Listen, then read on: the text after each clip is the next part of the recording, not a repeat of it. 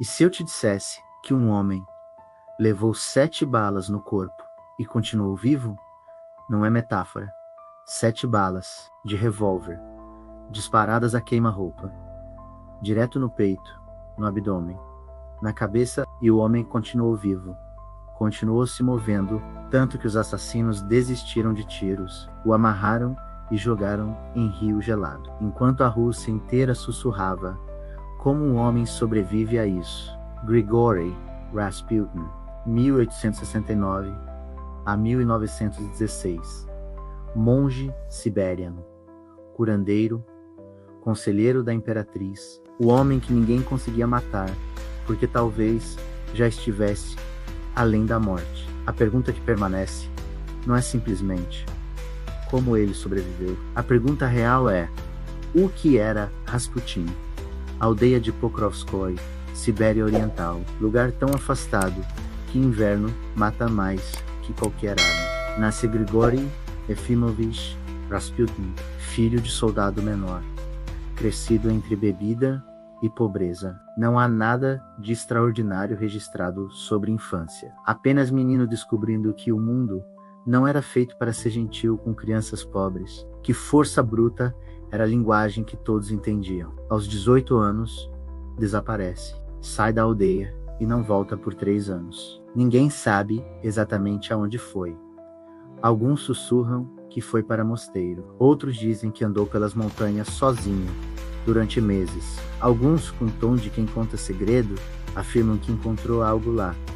Algo que o mudou. Quando volta aos 21 anos, a comunidade vê diferença imediata. Não é mais menino. É algo que faz as pessoas ficarem desconfortáveis sem saber porquê. Olhos que fixam sem piscar.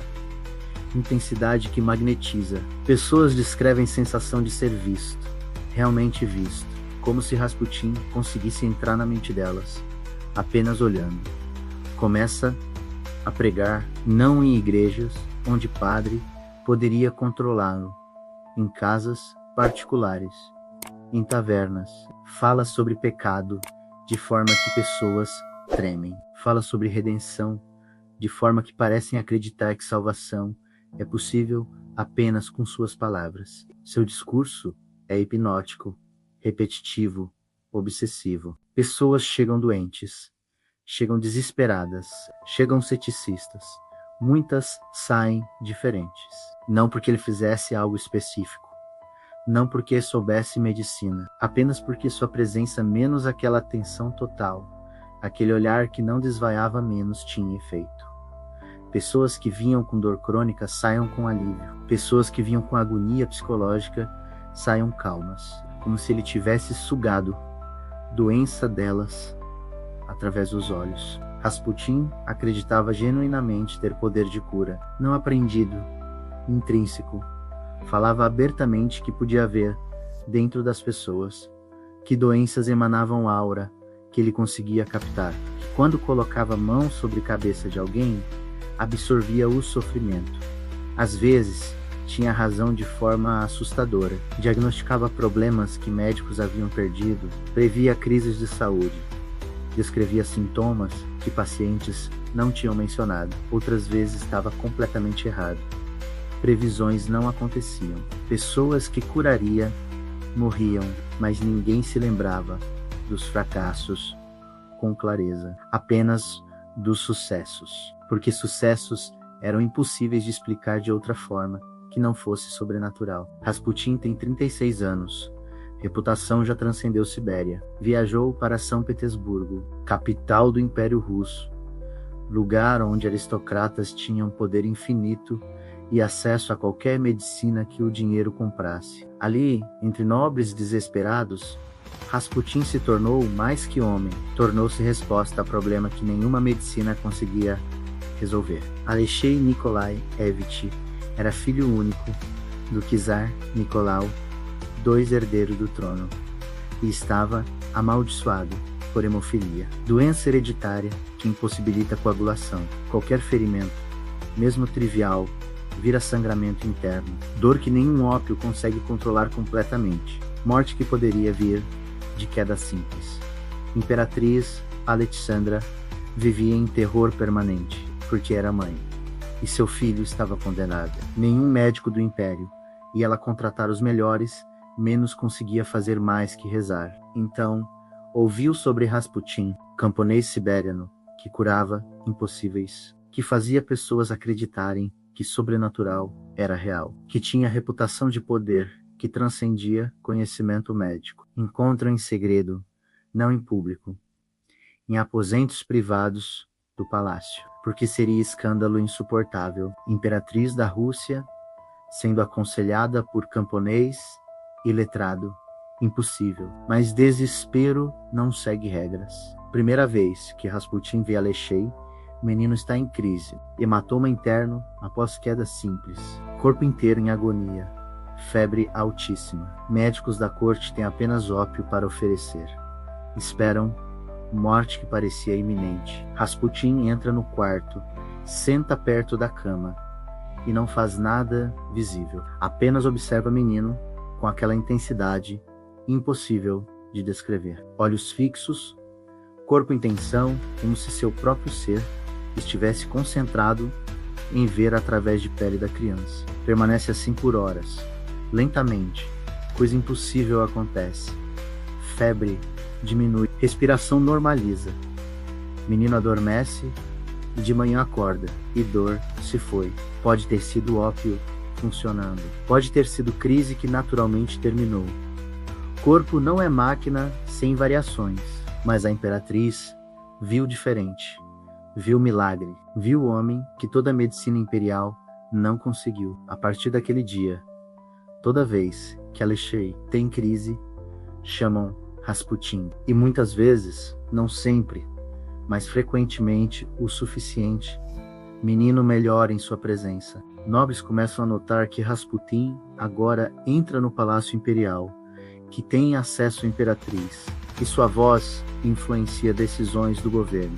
Príncipes poderosos vimos-se obrigados a Versailles, a camponês letrado, porque imperatriz o protege, porque czar, debilitado e indeciso, permite. Rasputin usa poder com crueldade desproporcional. Orgias em seu apartamento, onde mulheres casadas aparecem e depois desaparecem, perturbadas e caladas. Abordagens sexuais de nobres, bebida constante em quantidade que mataria homem normal. Comportamento cada vez mais descontrolado, mas ninguém consegue removê-lo, porque enquanto Alexei vive, Rasputin deve permanecer, porque a imperatriz o ama, porque aparentemente apenas sua presença mantém menino vivo, ou apenas sua ausência permite que menino morra. Interpretação depende da perspectiva. Rasputin tem 47 anos. Czar está na frente de Primeira Guerra, ausente. Imperatriz está inteiramente sob influência de Rasputin. Governo está caindo. Rússia está sangrando. Aristocratas veem claramente. Rasputin está destruindo o império. Rasputin é homem. Homens podem ser mortos. Príncipe Félix Yusupov decide agir. Não sozinho. Outros nobres estão com ele. Militares, políticos. Todos concordam. Rasputin precisa desaparecer. Convida-o para a residência em 30 de dezembro de 1916. Noite de inverno. Rasputin vem, acreditando que será reunião importante com nobres que o temem, mas talvez a intuição da realidade não o incomodasse. Talvez já soubesse que sua morte se aproximava. Talvez a aceitasse. Aguardam em câmara particular. Príncipe, médico, soldado, todos nervosos, todos sentindo o peso do que estão prestes a fazer. Plano é envenenamento. Simples. Cianeto em sobremesa de framboesa. Veneno que deveria agir em minutos, que deveria matar sem questão. Rasputin come. Todos esperam. Minutos passam. Rasputin continua sentado. Han conversando. Han parece indiferente, como se não tivesse ingerido o veneno que mataria elefante. Tensão cresce. O cianeto deveria ter agido a tempo. Yusupov finalmente levanta. Vai para outro cômodo. Retorna com revólver. Rasputin sente Rasputin. E Curiosamente, parece sorrir. Yusupov atira. Bala entra no peito. Rasputin cai. Sangue, morte aparente. Todos respiram aliviados. Então, minutos depois, alguém volta para verificar e Rasputin está de pé. Está sangrando. Está em agonia visível, mas está de pé. E começa a subir escadas em direção à saída. Grita que vai contar tudo. Que vão sofrer. Que a Imperatriz os destruirá. E Yusupov, em pânico completo, sai atrás. Dispara novamente. E... novamente, Rasputin é acertado pela segunda, terceira, quarta vez.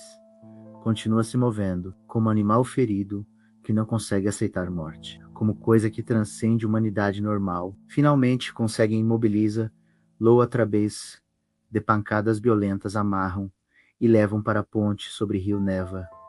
Rio gelado em inverno siberiano. Atiram para baixo. Corpo entra em água congelada. Dias depois, corpo é encontrado preso sob gelo. Quando o descongelam a autópsia, revela algo perturbador água nos pulmões. Líquido aniótico, como se Rasputin realmente tivesse se afogado. Depois de 7 balas, depois de envenenamento, depois de pancadas. O corpo que não morria finalmente morreu. Mas questão que ficou na mente de toda a Rússia não era simples curiosidade médica. Era terror real. Era que era Rasputin, porque morreu como homem. Corpo que tinha pulmões. Coração que bombeou sangue mesmo após balas, mas sobreviveu a coisas que matariam qualquer homem. Algumas pessoas afirmam que era santo, que tinha proteção divina, porque conhecia a verdade, que transcendia a igreja oficial.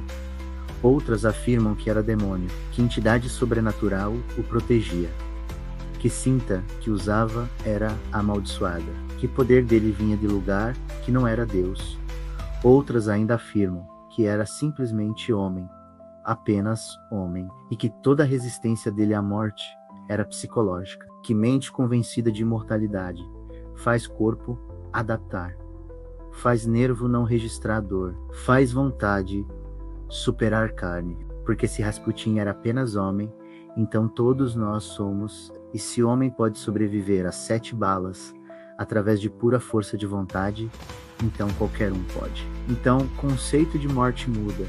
Então, limitações que acreditamos ter não são reais. Historiadores modernos discutem. Alguns argumentam que testemunhas estavam histéricas, que exageraram quantidade de tiros, que Rasputin levou apenas 2 ou 3 tiros, não 7, que memória coletiva expandiu o mito. Outros apontam para registros médicos da autópsia, para registros de polícia, para testemunhas múltiplas que jurariam sob juramento que ocorreram os disparos que descrevem. E pergunta permanece sem resposta clara: o que protegeu Rasputin de morte? O que o mantinha se movendo quando nenhum corpo humano conseguiria? Este conteúdo é baseado em registros históricos documentados da morte de Gregory Rasputin em 30 de dezembro de 1916, em São Petersburgo, Rússia. Testemunhas oculares do evento, incluindo Príncipe Félix Yusupov,